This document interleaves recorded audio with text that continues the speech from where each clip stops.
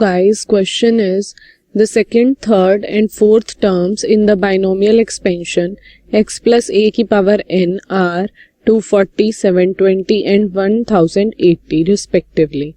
Find x, a and n. इसका मतलब आपको दे रखा है एक एक्सपेंशन है x प्लस a की पावर n. इसमें हमें सेकेंड टर्म दे रखी है t2 is given as 240, t3 is 720 and t4 is 1080. तो अब आपको बताना है कि x, a और n की वैल्यू क्या होगी. तो जनरल टर्म का फॉर्मूला क्या होता है T r plus 1 that is equals to n C r. First term x है, x की पावर n माइनस आर और सेकेंड टर्म है a की power r. This is the general term. तो अब आपको गिवन है t2 यानी कि t1 plus 1 will be equal to n C. ये कितना हो जाएगा r की वैल्यू 1, x की पावर n माइनस 1 और a की पावर 1. ठीक है, तो यानी कि आप this will be equal to 240. तो आपके पास आ जाता है NC1 क्या हो जाएगा NC1 will be equal to n x की power n minus 1 into a. This is equals to 240. तो अब हमें गिवन है T3 720. तो ये कितना हो जाएगा T3 हो जाएगा T2 plus 1 equal to NC2 x की पावर n माइनस 2 b की पावर a की पावर हमारे पास ये a की पावर हो जाएगी 2. तो ये हो जाएगा हमारे पास इक्वल्स टू 720.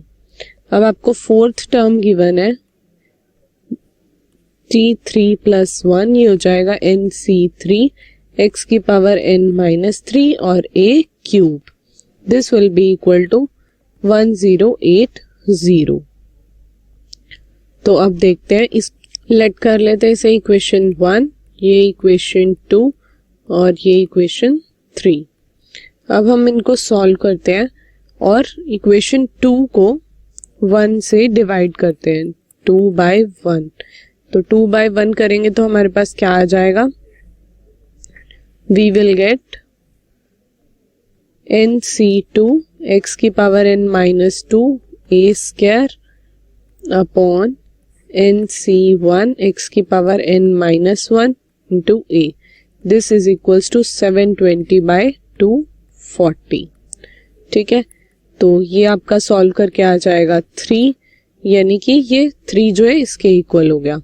तो ये हो जाएगा हमारा NC2 इंटू NC2. अब इसे अगर हम ब्रेक करें तो ये क्या हो जाएगा n factorial upon 2 factorial n minus 2 factorial. ठीक है, और x की पावर n माइनस 2 है अपॉन x की पावर n माइनस 1.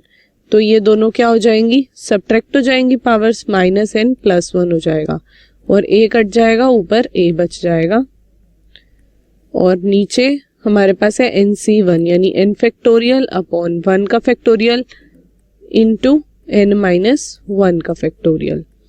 तो ये कितना हो जाएगा अब n factorial n minus 1 factorial और यहाँ हो जाएगा हमारे पास n फैक्टोरियल इंटू 2 का फैक्टोरियल 2 होता है n माइनस 2 फैक्टोरियल और ये सॉल्व करके आ जाएगा x की power minus 1 into a. n factorial से n factorial cancel, n minus 1 factorial को लिख सकते हैं n minus 1 into n minus 2 factorial upon 2 into n minus 2 factorial. x की पावर माइनस 1 है तो ये नीचे आ जाएगी a/x और ये किसके इक्वल है सब कुछ 3 के इक्वल चल रहा है. तो अब क्या हो जाएगा n माइनस 2 से n माइनस 2 कैंसिल और हमारे पास क्या आ जाएगा n minus 1/2 into a/x is equals to 3. यानी ये क्या हो जाएगा it will be equal to, ये हमारे पास आ जाएगा a/x की वैल्यू यहाँ से 6/n माइनस 1. तो एक ये इक्वेशन आ गई हमारे पास। अब हम देखते हैं, इसे हम इक्वेशन नंबर लेट कर लेते हैं 4। अब अगर हम 3 को 2 से डिवाइड करें, इक्वेशन नंबर 3 को इक्वेशन नंबर 2 से डिवाइड करते हैं, 3/2 हमें हमारे पास आ जाएगा NC3 x की power n-3 a cube, NC2 x की पावर n-2 a स्क्वायर 1080/720 के इक्वल होगा ये।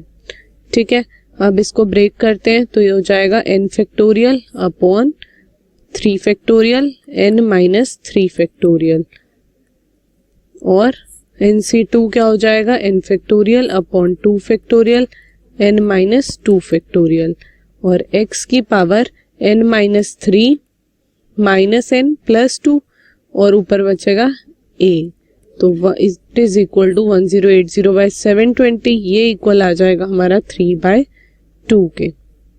तो यहाँ पे हो जाएगा n फैक्टोरियल से n factorial cancel, 2 into n-2 का फैक्टोरियल, n-2 को लिख सकते हैं n-2 इंटू n-3 फैक्टोरियल, और यहाँ हमारे पास बचेगा 3 का फैक्टोरियल क्या होता है 6 इंटू n-3 फैक्टोरियल, x की पावर कितनी हो जाएगी -1 into a, it is equals to 3/2। अब ये कैंसिल हो जाएगा, यहाँ पे 3 आ जाएगा, तो हमारे पास क्या बचेगा n-2/3 into a/x is equals to 3/2।